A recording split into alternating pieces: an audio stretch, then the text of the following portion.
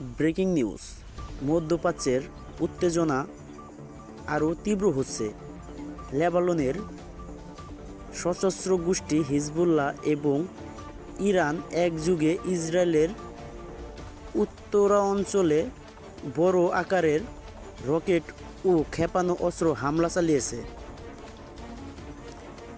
বুধবার 11 মার্চ 2026 দিবাগত রাতে লেবানন থেকে অন্তত 100টিরও বেশি রকেট নিক্ষেপ করা হয়, যা ইরানের ক্ষেপণাস্ত্র হামলার সাথে সমন্বয় করে চালানো হয়েছে বলে জানা গেছে।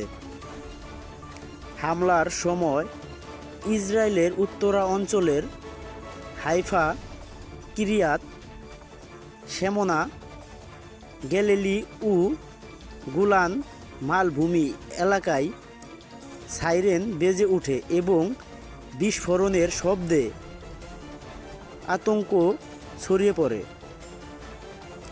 এরপর গ্যালিলিতে একটি রকেট সরাসরি একটি আবাসিক বাড়িতে আঘাত আনলে অন্তত 5 জন আহত হন। তাদের মধ্যে 4 জন আশঙ্কে অসুস্থ হয়ে পড়েছেন। এছাড়া রকেট ধ্বংসাবশেষ থেকে বন্যা অঞ্চলে আগুন লাগার খবরও পাওয়া গেছে।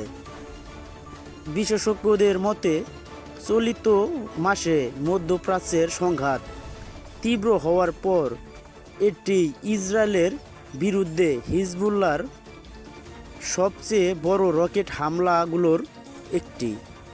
হামলার পর ইসরায়েলি সেনাবাহিনী নাগরিকদের নিরাপদ আশ্রয়কেন্দ্রে যাওয়ার নির্দেশ দিয়েছে এবং কঠোর জবাব দেওয়ার ঘোষণা দিয়েছে।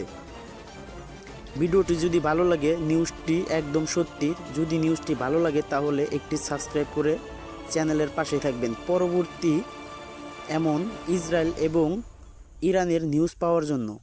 ধন্যবাদ সবাইকে।